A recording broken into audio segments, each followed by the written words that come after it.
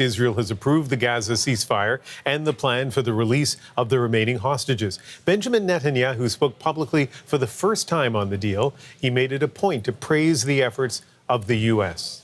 We're at a momentous development in the last 2 years. We fought during these 2 years to achieve our war aims. And a central one of these war aims is to return the hostages, all of the hostages, the living and the dead. And we're about to achieve that goal. We couldn't have achieved it without the extraordinary help of President Trump and his team, Steve Witkoff and Jared Kushner. They worked tirelessly with Ron and his team, our team. That and the courage of our soldiers who entered Gaza and the combined military and diplomatic pressure that isolated Hamas, I think, has brought us to this point.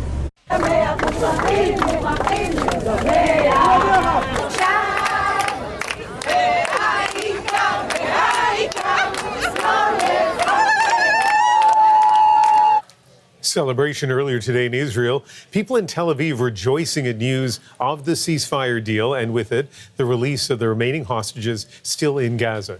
Israel says 48 hostages remain, 20 of whom are believed to still be alive. Under the agreement, the two sides have agreed to the first phase of a U.S.-brokered ceasefire plan.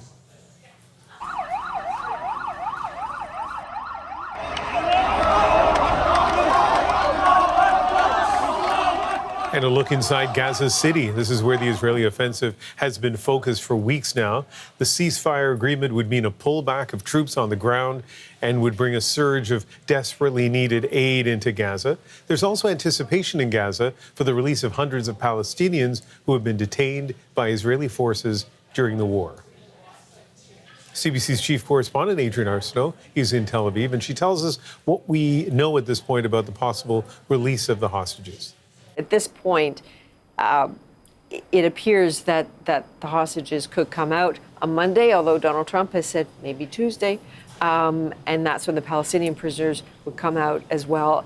And that's when the fighting would stop, because as of right now, it is still a very violent place in Gaza. There's still people dying. We've still seen images of tank fire killing people there. So it is more quiet than it's been, but it is not yet peace. And what's the reaction at this point from Hamas? Hamas has, interestingly, we watched one of the Hamas negotiators come on camera and talk about this as a victory, sort of preempt the idea that it had been established and signed as a victory, and praised the Palestinian people, reminded everyone that they did this on their own.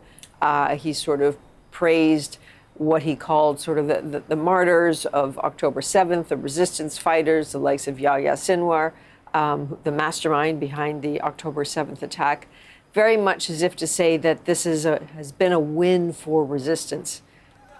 Do Palestinians feel like this has been a win? Do Palestinians feel like they're getting ahead in this moment? If the bombs stop dropping on their heads, this is what they are celebrating at the moment.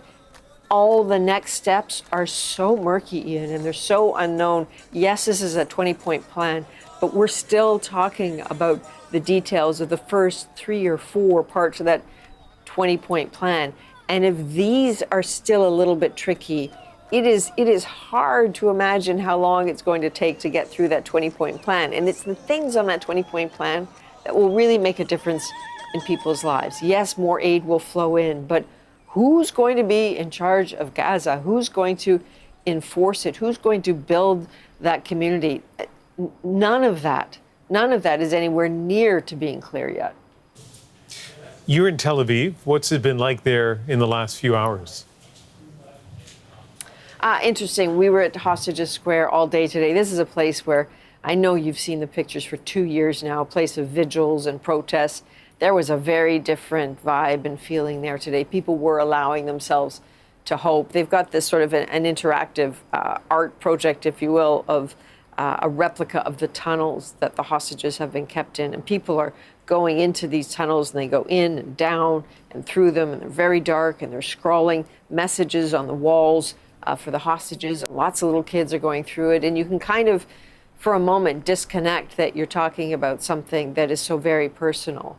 And then you realize that there are, parents walking through that crowd whose kids are still in Gaza and they're waiting for them to come out. We spoke with a few of them, and they're very excited, but they feel like they have been close before, and hope has been cruelly snatched away from them. So they're very afraid. They won't stop being afraid until they see their family members. And then wait for it, because that's when so much of the rage that has been held, certainly in this country, is going to unleash. They have wanted accountability from the get-go. How did this happen? How did the intelligence agencies miss October 7th? Why was the response so slow? It took hours for the army to get to the Nova Music Festival. We spoke to one survivor who was running for his life, and while he was running, he got a call from his commander saying, "I need you to deploy to the Nova Music Festival." He's like, "What are you talking about? I am running for my life." He thought the army was on their way, and they were still looking for people to come in and then go to work. So there's so many questions. They want an inquiry. They've been asking for one since effectively October the 8th. And Netanyahu's government has always said, wait, let's get the job done first, and then we'll talk. So the job, from the family's perspective, is being done if their family members come home, and now they want accountability. So there's some hope here, and there's also like this burning rage that is just ready to burst out. Okay, you need to get ready for the National. Adrian, thank you very much. You bet.